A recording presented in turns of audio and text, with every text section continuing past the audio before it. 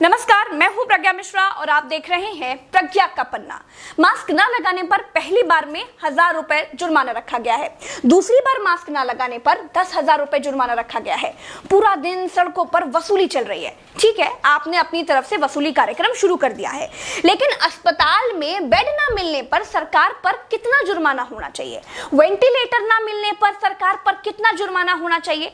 Corona test न होने पर सरकार पर कितना जुर्माना होना चाहिए? शमशान में मुर्दा जलाने के लिए लकड़ियां न होने पर सरकार पर कितना जुर्माना होना चाहिए? शमशानों में दिन दिन भर मुर्दा जलाने की वेटिंग के लिए सरकार पर कितना जुर्माना होना चाहिए?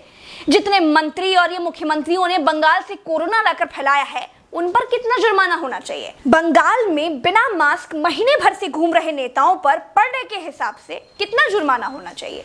क्या सरकारों की कोई जवाबदेही बची है देश में? क्या सरकारों से सवाल पूछने वाला बचा है कोई देश में? क्या कोई पूछ सकता है कि 1 साल से देश कोरोना महामारी झेल रहा है, आपने पूरे देश में कितने नए हॉस्पिटल बनाए हैं? अगर नहीं बनाए तो क्यों नहीं बनाए हैं? क्या कोरोना आपदा में घिरे देश को 1000 करोड़ के नए संसद भवन की जरूरत थी? क्या देश को 300 करोड़ के नए बीजेपी दफ्तर की जरूरत थी? क्या देश को तत्काल 1100 करोड़ के राम मंदिर की आवश्यकता थी? मंदिर के लिए चंदा मांगा जा सकता है तो हॉस्पिटल बनाने के लिए भी सरकार चंदा मांग सकती थी, लेकिन अस्पताल बनाने की नियत नहीं थी। मूर्ति बनाने की नियत थी तो बना दी। सरकारों ने अस्पताल नहीं बनवाए। क्या इस देश की पब्लिक सरकारों पर कोई जुर्माना लगाएगी? क्या कोरोना आपदा में देश को कुंभ सजाने की आवश्यकता थी? क्या देश को कोरोना महामारी के बीच बंगाल चुनाव में रैलियों की आवश्यकता थी? नहीं थी। देश को अस्पतालों की, डॉक्टरों की, कोरोना की दवाइयों की जरूरत थी। कुछ दवाइयां बनाई भी तो वाहवाही के चक्कर में विदेश भेज दी। आधे अधूरे टीकाकरण में देश अभी अटका हुआ है।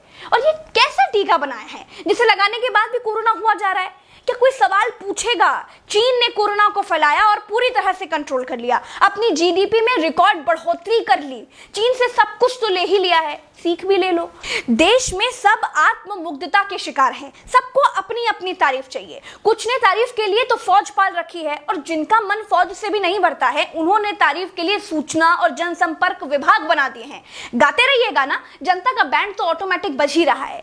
जिनके अगल बगल से कोरोना से लाशें नहीं उठी है ना, वो मेरी बात को नहीं समझ पाएंगे। जो कोरोना की पीड़ा से गुजरे हैं, जिन्होंने कोरोना से मरे हुए लोगों को शमशान में जलते देखा है, जिन्होंने कतार में लंबी लाशें देखी हैं, वो जान जाएंगे कि मैं क्या कह रही हूं और क्यों कह रही हूं।